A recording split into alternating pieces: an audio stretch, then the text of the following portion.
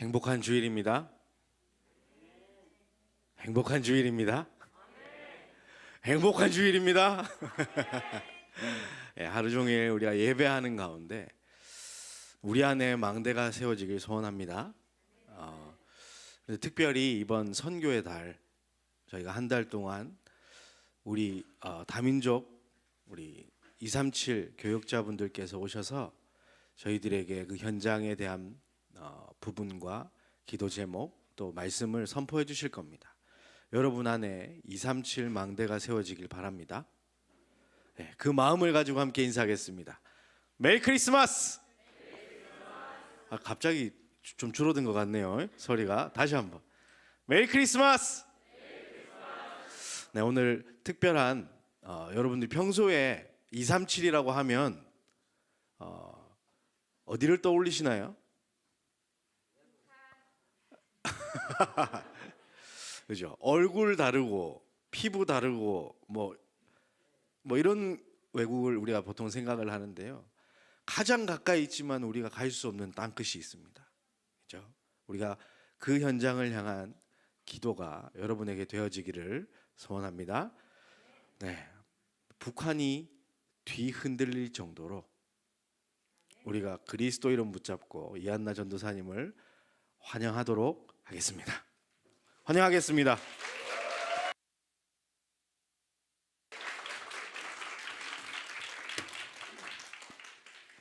반갑습니다. 박수 소리가 처음으로 이런 큰 박수 소리를 들어보네요. 한 번 더 해주시겠습니까? 감사합니다. 이번 주 그 수요예배 때 담임 목사님께서 민족 복음화 운동이 대한민국에서 일어났던 시기가 있었는데요. 가장 처음에 복음이 북한에 들어갔다가 평양 부흥 운동이 일어나면서 길선주 목사님을 통해서 새벽기도 운동이 바람이 대한민국으로 돌아왔죠. 그러고 나서 이 대한민국의 민족 복음화 운동이 일어나면서 대한민국 4천 인구 중에 절반 50%가 기독교인일 정도로 굉장히 민족 복음화 운동이 뜨거웠다고 합니다. 당시 저는 북한에 있었고 이제 북한에서 온 지 제가 이제 10년이 좀 넘었어요. 그리고 교회에 온 지 이제 10년이 거의 좀 되어가고 있는데요. 이제 교회에서 처음으로 제가 청년국에 이제 세계 선교 대회를 준비하면서 이제 첫 순서로 237 위원회 첫 순서로 이제 초대되게 되어서 너무 감사하고 이제 하나님께 모든 영광 돌려드립니다. 제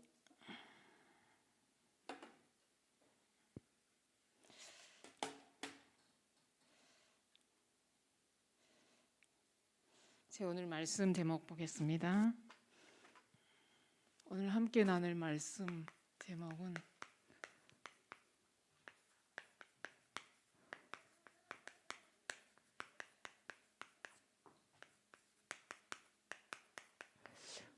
오직을 아는 청년의 망대입니다. 어디서 본 것 같죠? 올해 세계 청소년 리더 수련회에서 오직을 아는 청년이라는 주제가 선포되었죠. 그래서 오늘 말씀 구조는 에베소서 5장 8절 말씀입니다. 다 같이 말씀을 읽도록 하겠습니다. 에베소서 5장 8절 말씀입니다. 너희가 전에는 어둠이더니 이제는 주 안에서 빛이라. 빛의 자녀들처럼 행하라. 아멘. 제가 이 말씀을 최근에 많이 좀 묵상을 하게 되어서 이제 청년부 예배를 북한 선교를 위해서 또 기도 제목을 나누는 시간을 가진다고 해서 계속 이 말씀만 떠오르더라고요. 그래서 이 말씀을 붙잡고 왔습니다. 이제 오늘은 메시지라기보다도 우리가 북한이라는 나라를 놓고 이제 함께 포럼하고 또 기도 제목을 나누는 시간 되었으면 좋겠습니다. 이제 국가와 개인의 운명은 교회 역사에 달려 있죠. 교회를 무시하면 안 되겠죠. 교회가 없으면 이제 국가와 개인의 운명이 무너진 건 우리 정말 엄연한 사실이고, 지금 한반도의 반쪽을 봤을 때도 이제 교회가 무너지고 나라가 재앙 속에 있는 현장을 보게 되죠. 그런데 오늘 우리는 청년국 예배를 드리고 있습니다. 237 나라와 5천 종족 세계 복음화의 여정 속에 우리가 청년부 예배를 통해서 그 237 나라의 한 나라인 북한이라는 나라를 놓고 이제 함께 이제 말씀을 나누는 시간인데요. 그렇다면 우리가 북한 선교 어떻게 해야 될까요? 이제 지금 잠시 좀 질문을 해보는 시간을 가지도록 할 건데요. 도대체 북한은 우리에게 무엇인가? 라는 질문을 좀 해보시면 좋겠습니다. 이제 어떤 성격이 존재이기에 또 무엇이 우리를 이렇게 힘들게 하고 또 가슴을 아리게 하는가?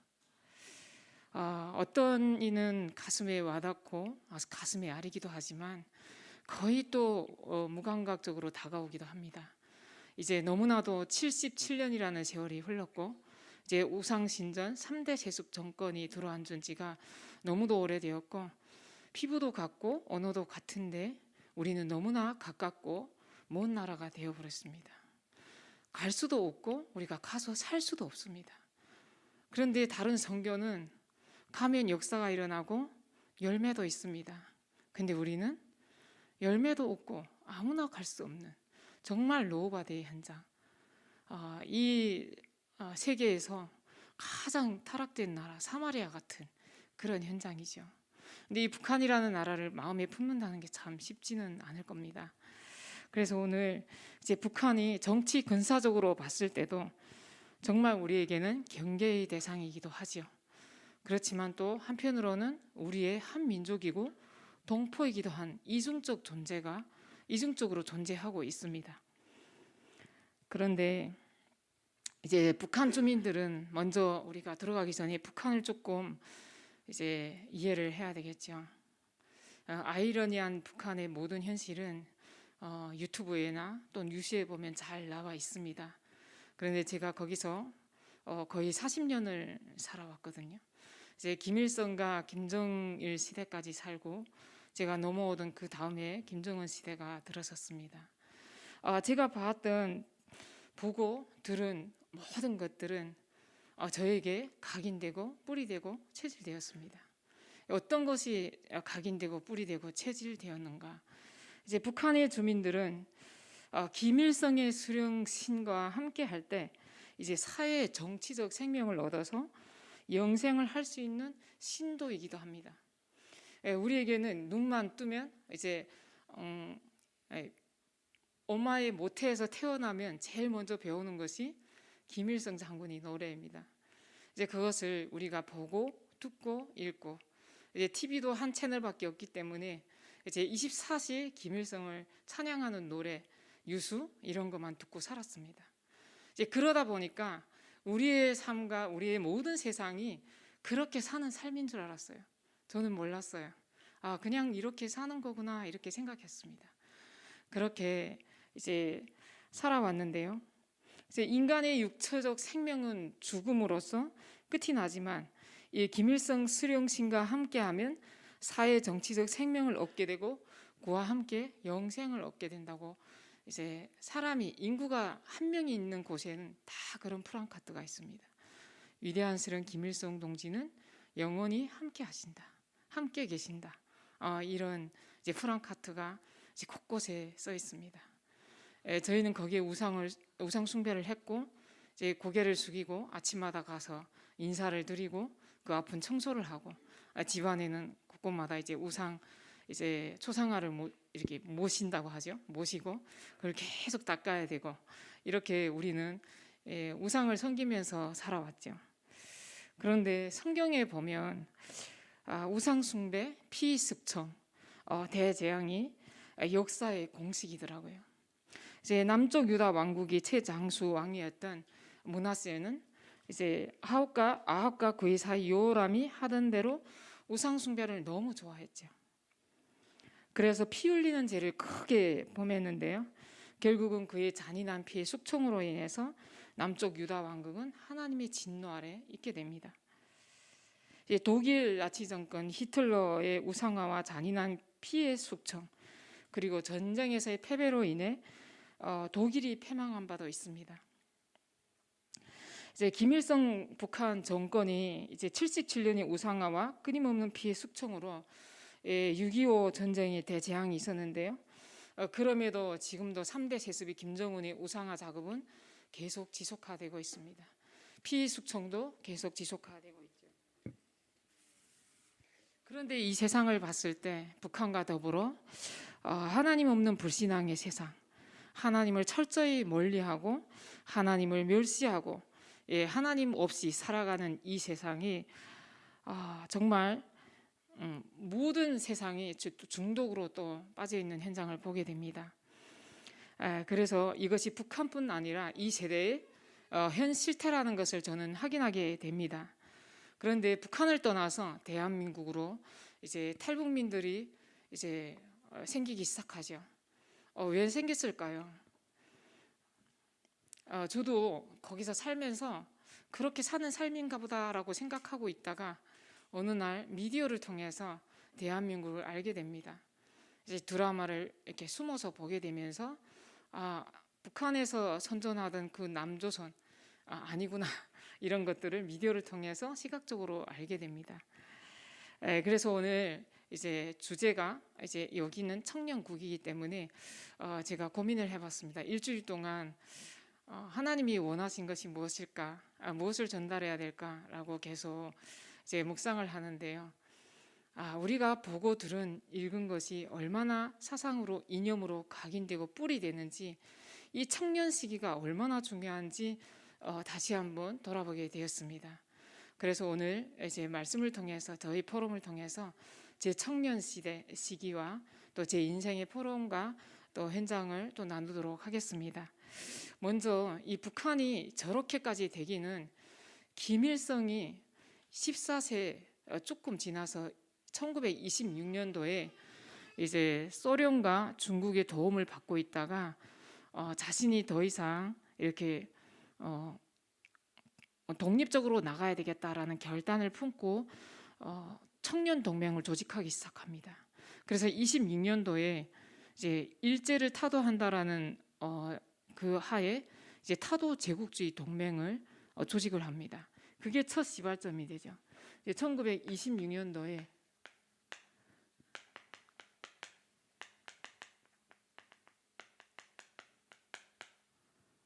타도 제국주의 청년 동맹, 너무 세죠. 타도 제국주의. 이렇게 1926년도에 타도 제국주의 동맹을, 청년 동맹을 이렇게 조직을 하는데요. 김일성의 집안은 친가와 외가 쪽이 다 기독교 집안입니다. 할아버지도 기독교 장로였고요. 할머니도 독실한 기독교인이었습니다. 엄마도 강반석이라고, 제 베드로의 이름을 따서 강반석이라고 이제 기독교 집안입니다. 그래서 제가 청년 시기에 세기와 더불어라는 김일성의 자서전이 나왔는데요. 그 자서전에 보면 자기 엄마와 손잡고 교회에 갔던 그것을 회상하며 써놓은 자서전이 있습니다. 그래서 기독교인이라는 것을 알고 있는데요. 이제 58년도에 이제 김일성이 기독교는 없다라고 이렇게 선포를 해버리고 자기가 이제 유일 지도 체제로 나갑니다. 그래서 김일성 1980년도에 김일성 유일 체제를 세웁니다. 그래서 이것이 주체 사상인데요. 주체 사상은 내 운명의 주인은 나 자신이다. 내 운명을 책임지는 힘도 나에게 있다. 어디서 나온 메시지입니까? 창세기 3장입니다. 제가 성경을 보면서 깜짝 놀랐어요. 실제 내 운명의 주인은 나다. 근데 내 운명의 주인이 나여야 되는데 나이지도 않아요. 우리의 모든 주인은 누구다? 김일성이에요. 이제 그런 속에서 우리는 이제 감시 속에 살아야 됐고 이렇게 살아왔는데요. 이제 김일성이 세습이 성군 체제로 넘어가면서 이제 유일사상 10대 원칙이 나오면서 김정은 시대가 들어서면서 80년도에 당위율상책의 10대 원칙이라는 게 나옵니다. 이 원칙을 보니까 성경을 보니까 이게 그게 뭐죠? 10대 갑자기 생각이 안 나네. 십계명과 너무 유사한 거예요. 그래서 이 모든 북한 주민들은 이제부터 이 체제 아래 살게 됩니다. 그래서 우리는 찬양하고 기도하고 이렇게 모이잖아요. 근데 북한은 이제부터 이 체제가 10대 원칙 몇 조 몇 장 위대한 스승 김일성 동지는 이렇게 교시하셨습니다. 이것을 인용하고 모든 모임을 시작합니다. 그리고 김일성을 찬양하는 노래를 부르고 시스템이 너무 똑같습니다. 하나님만 빼고 그 자리에 이제 인간 우상이 들어앉았죠. 너무 똑같기 때문에 이제 조직 생활이 이제 우리는 너무 잘 돼 있어서 이제 탈북민들이 여기 와서 이제 막 포럼을 하고 매주 모이고 이런 것들을 굉장히 진리합니다. 북한에서 이렇게 매주 모이고 했는데 여기 와서 또 모여야 되냐? 도망갑니다. 막. 그래서 우리는 매주 생활청화 해야 되고요. 이제 일단 그 환자도 상관없어요. 그냥 모든 사람이 조직이 있습니다. 어린 아이부터 늙은이에 이르기까지 죽기 전까지는 다 조직이 있습니다. 그래서 오늘 얘기할 것은 이제 제가 이제 저의 청년식인데요.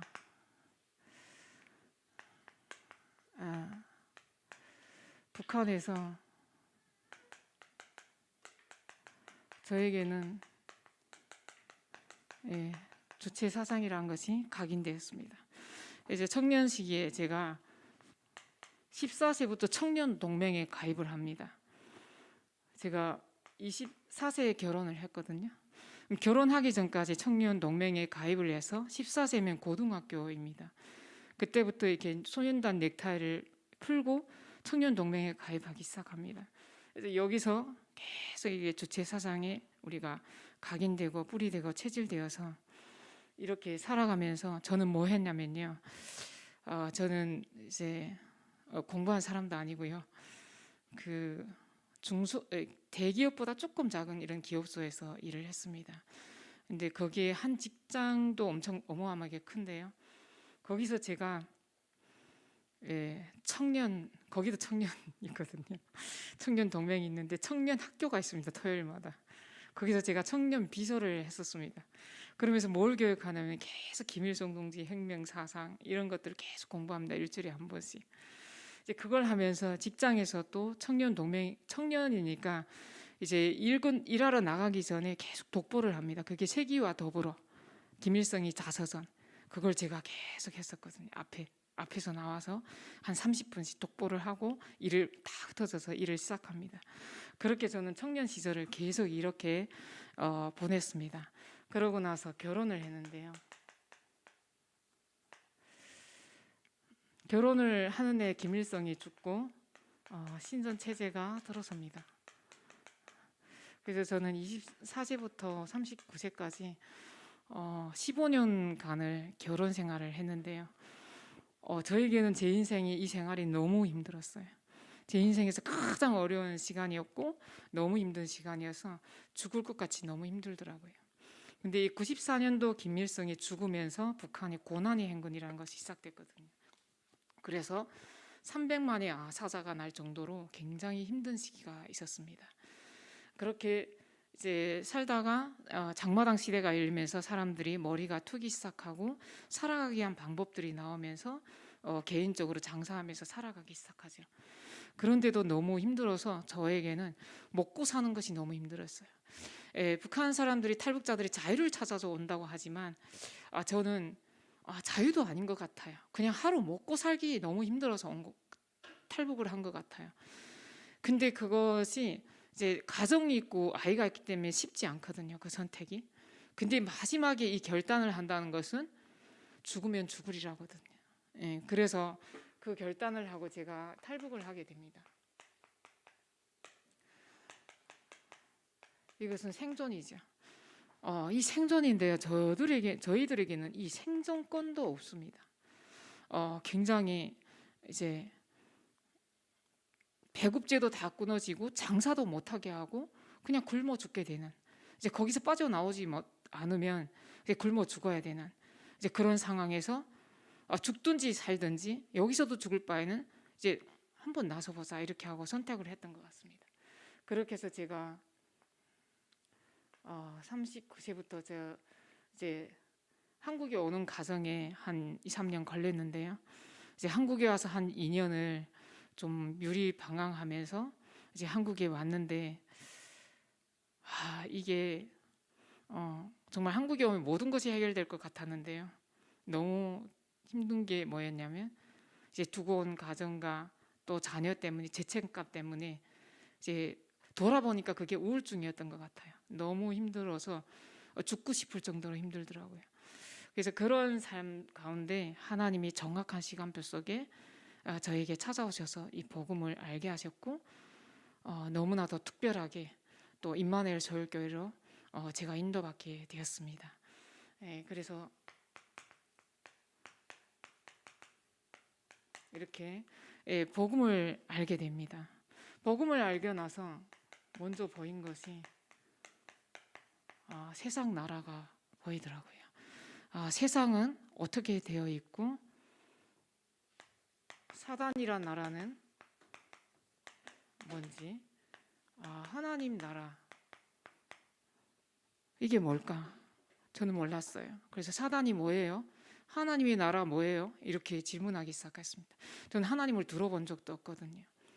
근데 여기 와서 너무 힘드니까 이제 갈급한 그 시간표 속에 정확히 하나님이 현장에서 일하는데 이제 임마누엘 서울교회 평신도 집사님을 만나서 복음을 듣게 되었습니다.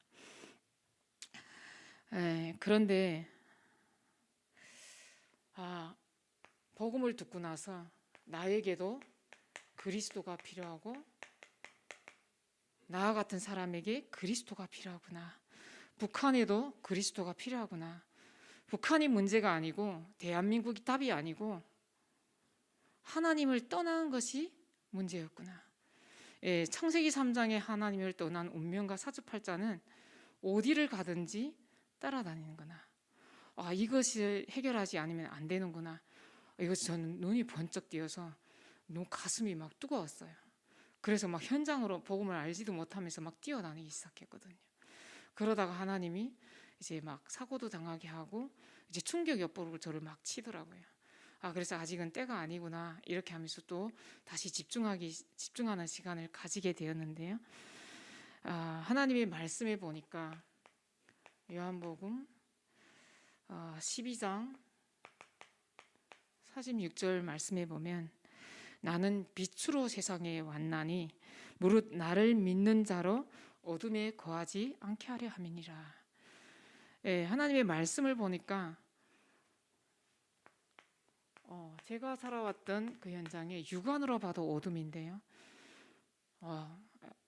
영적으로 봤을 때 하나님을 떠났고 교회가 무너지고 교회가 없어지고 하나님을 멀리하고 대적하는 저 현장에 지옥이구나, 어둠이구나 이거를 보면서 이제는 그리스도가 빛이라, 너에게 빛이 있으니 더 이상 어둠에 거하지 않게 하겠다 이렇게 말씀하고 있습니다. 그러면서 이사야 60장 1절 2절에 보니까 일어나라 빛을 발하라 내 빛이 이르렀고 여호와의 영광이 내 위에 임하였느니라. 보라 어둠이 땅을 덮을 것이며 캄캄함이 만민을 가리려니와 오직 여호와께서 내 위에 임하실 것이며 그의 영광이 내 위에 나타나리니. 이미 여호와의 빛이 영광의 빛이 내 위에 임하였으니 일어나 빛을 발하라. 그런데 제가 계속 복음을 받았음에도 계속 어둠에 있더라고요. 그래서 하루도 막 진짜 무릎 꿇고 너무 괴로워서 막 울면서 기도한 적도 있습니다. 이 하나님을 만나고 복음을 만나고 너무나 행복하고 다 좋을 줄 알았는데 또 그렇지도 않더라고요.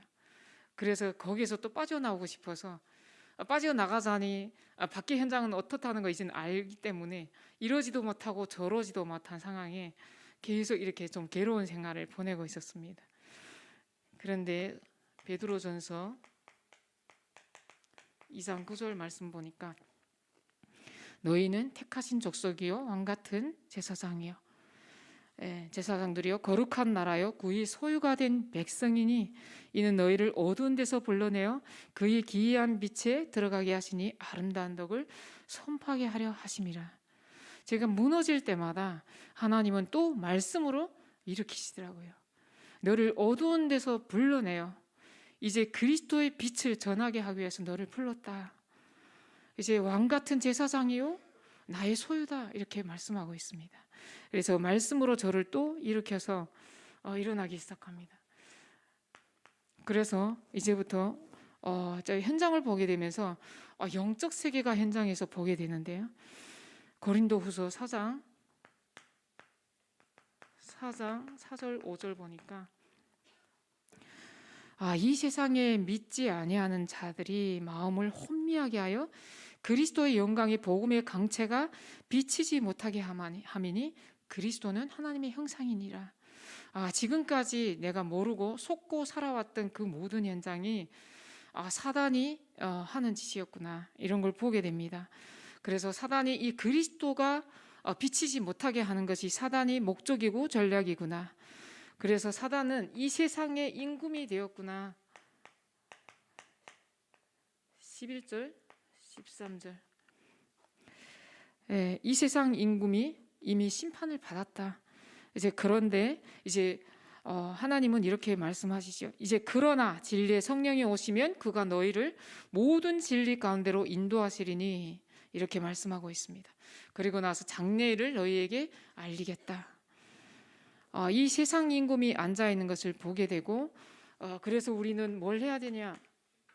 에베소서 6장 12절에 우리의 싸움은 혈과 육이 아니요. 저는 이 말씀을 보면서 그냥 북한이 이 속에 있구나. 통치자들과 권세들과 어둠이 세상 주관자들과 하늘에 있는 악의 영들을 상대하는 것이라. 이제 영적 싸움이라는 거죠. 근데 우리 탈북자들도 이제 복음을 정확히 모르는 탈북자들 보면 김정일이 죽어야 된다, 김정은이 죽어야 된다. 이제는 영적인 것을 알게 되니까 이제 분별이 오는 거죠. 김정은이 죽는다고 돼서 되는 일이 아니구나. 이것은 이제 김정은도 복음을 받는다면 우리 유 목사님 전도사께서 말씀하신 것처럼 이제 예언교회 와서 우리 교회 와서 앉아 있을 수도 있는 거죠. 이제 복음이 정확히 전달된다면 이제 모든 민족에게 이제 복음이 증언되기 위하여 끝이 오라는 이 말씀 이것을 또 보게 됩니다. 그래서 마태복음 24장 14절에 보면 이렇게 서로 다른 문화와 배경 이제 북한이라는 나라는 정말 다른 민족이 되었어요. 이제 대한민국에 오면 다 외래어를 써서 저희는 거의 못 알아들어요. 이제 그리고 이제 길을 가다 보면 무슨 글인지도 알지 못하고 그렇게 정말 에피소드도 굉장히 많아요. 이제 주변에 북한 사람들 만나본 사람들 알겠지만 정말 무슨 말인지 몰라서 이제 그 힘든 사람들도 많고 저도 그랬거든요. 이제 억양이 틀리고 또 말도 잘 모르겠고 무슨 말인지 모르겠고 이것을 적응하는 시간 동안 정말 복음이 아니었으면 여기까지 올 수가 없었겠죠. 이렇게 하나님의 말씀에 보니까 하나님은 다른 민족을 만든 적이 없더라고요. 한 민족을 만드셨다. 그래서 이 천국 복음이 모든 민족에게 증언되기 위하여 온 세상에 전파되리니 오직 복음만 저 북한을 회복할 수 있다. 그래서 오늘 이 시간 이 자리에 모인 우리 임마누엘 소유교회 청년들이 복음 통일의 미래의 주역이 하나님이 되게 하신 줄 믿습니다. 이제 대한민국의 청년들과 이제 북한을 이어줄 탈북 청년들이 있습니다.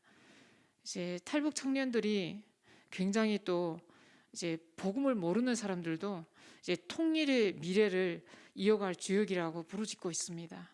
그래서 북한도 경험하고 대한민국도 경험한 이제 탈북 청년들과 대한민국 청년들이 함께 팀을 이뤄서 파수꾼의 팀, 오늘 말씀하셨죠? 이제 그 망대가 세워지길 기도합니다. 그래서 사도행전 1장 8절에 보면 복음이 없는 곳이 땅끝이라고 하셨습니다. 그래서 저 땅에 복음을 들을 수 있는 자유조차 없어요. 그래도 다른 데는 그래도 들어갈 수 있잖아요. 여기는 십자가만 보이고 성경만 보이면 무조건 처형을 하고 진짜 십자가에 매달아 놓고 사형을 합니다. 저희는 어릴 때부터 계속 그걸 보고 자라왔거든요.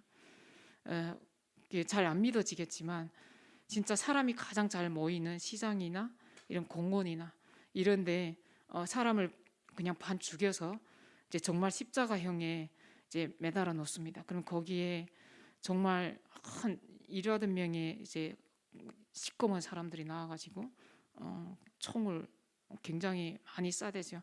근데 그 속에서 우리가 그걸 구경하러 갈 때 가까이 가서 봐야 이제 무섭지 않다고 그래서 아주 막 앞에 가서 본 적도 있거든요. 바로 앞에 가서.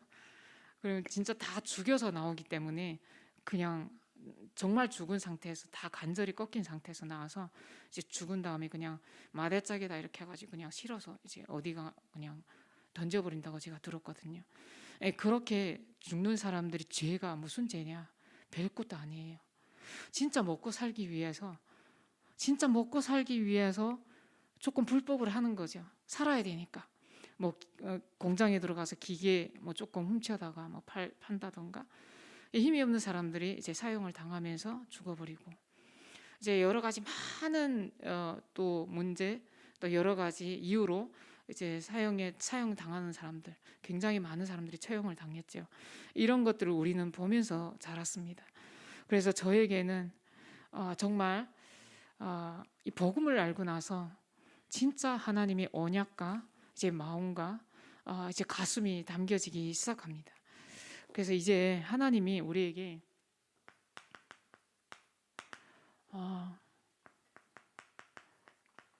빛의 자녀들처럼 행하라 그러죠. 그래서 사도 바울을 요즘 로마서를 통해서 또 사도행전을 통해서 보면서 사도행전 9장 15절에서 바울에게 주신 이 언약을 천명으로 붙잡은 사도 바울은 거기서 완전히 운명을 끝내고 이제 오늘 찬양에도 나온 것처럼 가라. 그리스도의 이름을 위해서 이방인들과 임금들과 이스라엘 자손들에게 내 이름을 전하게 하여 택한 그릇이라. 바울에게는 로마 복음화였지만 저에게는 북한 복음화가 천명으로 붙잡혀지기 시작합니다. 그래서 이 언약을 붙잡고 이제 숨은 망대를 이거 개인 망대나 같죠. 그래서 사도행전 9장 15절이 하나님이 천명으로 붙잡고 이제 교회의 망대를 바울에게는 이 언약을 붙잡고 소명과 사명이 깨달아지기 시작하는데요. 로마도 보아야 하고 로마에서도 중언해야 하고 가이사 앞에 서야 하리라. 이 결단은 아무나 할 수 있는 결단이 아니죠. 그런데 바울은 이 결단한 대로 실천이 되었습니다. 그래서 로마도 보아야 하고 로마에서도 중언해야 하고 가이사 앞에 선단한 것은 결국은 순교이죠. 우리는 지금 무엇을 순교해야 될까요? 내가 죽는 겁니다. 내 주장, 내 입장, 내 판단 이 모든 것들을 가지고 우리가 이 소명과 사명을 붙잡고 나아갈 수가 없죠. 그래서 교회의 망대를 세워야 되는데요. 바울은 정치적, 문화적, 굉장히 혼합주의 시대에 태어나면서 그리스도의 복음을 증거하기 위해 결단한 다음부터는 완전한 하나님이 완벽한 그릇으로 이제 쓰임을 받게 되는데요. 이제 모세처럼 똑같이 모세를 출애굽시켜서 지도자로 쓰기 위해 바울 왕궁과 강야를 걷게 하신 것처럼 이제 바울은 전통 유대인들을 전도하기 위해서 이제 골수 유대인으로 자라나게 하시다가 이방인 선교를 위해서 사울을 바울로 바꿔서 사용하시는 하나님이 정말 친밀하고도 원대한 경륜과 계획이 보입니다. 저도 1000만여 명의 탈북자들 거의 38,000명이 와 있다고 하는데요. 하나님이 이 38,000명을 왜 보내셨을까요? 저 땅에선 복음을 들을 수 없어요.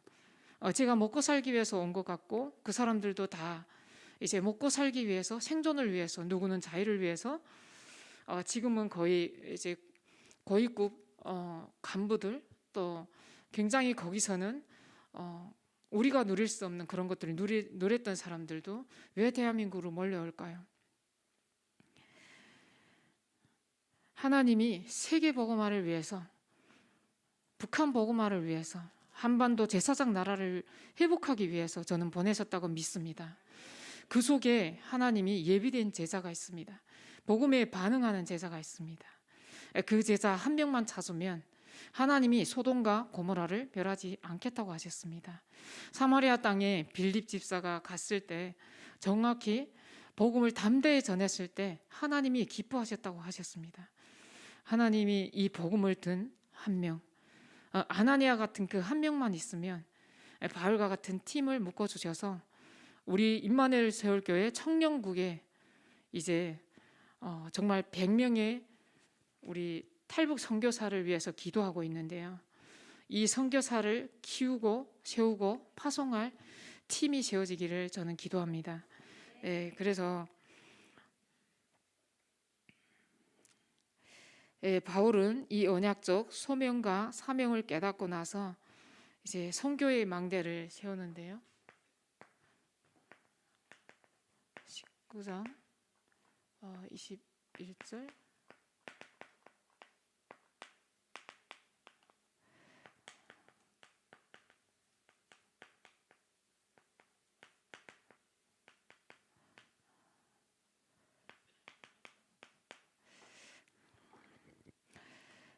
바울의 사명은 나의 달려갈 길과 주 예수께 받은 사명 곧 하나님이 은혜의 복음을 증언하는 일을 마치려 하면은 나의 생명조차 조금도 귀한 것으로 여기지 아니하노라. 이렇게 생명을 건 자였고 하나님이 생명을 건 사람에게 부리수가 부부와 같은 생명을 건 또 중직자를 붙여주셨습니다. 바울은 늘 이렇게 말하죠. 나는 복음의 빚진 자다. 그래서 빌립보서 2장 16절에 보면 이제 복음을 빚진 자로 복음을 더 깊이 누리는 자가 되기를 기도합니다. 그래서 생명의 말씀을 밝혀 나의 다름질이 헛되지 아니하고 수고도 헛되지 아니하므로 그리스도의 날에 내가 자랑할 것이 있게 하려 함이라. 그리고 감옥에 있든지 어디에 있어도 복음을 전하는 일을 끊이지 않았습니다. 그래서 빌립보서 3장 13절에 보면 형제들아 나는 아직 내가 잡은 줄로 여기지 아니하고 오직 한 일 쭉 뒤에 있는 것은 잊어버리고 앞에 있는 것을 잡으려고 표대를 향하여 그리스도 예수 안에서 하나님이 위에서 부르신 부름의 상을 위하여 달려가노라.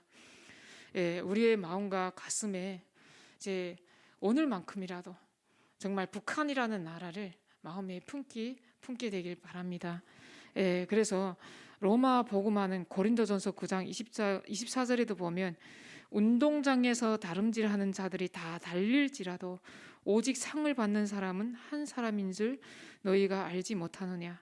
너희도 상을 받도록 이와 같이 다름질하라. 이렇게 말씀하고 있습니다. 그래서 오늘 우리가 에베소서 5장 8절 말씀처럼 전에는 허물과 죄로 죽어서 하나님을 떠나 원죄 가운데 12가지 운명 가운데 어둠에 있었지만 이제는 그리스도 안에서 빛이라. 이제는 너희가 빛의 자녀들처럼 행하라. 이렇게 말씀하고 있습니다.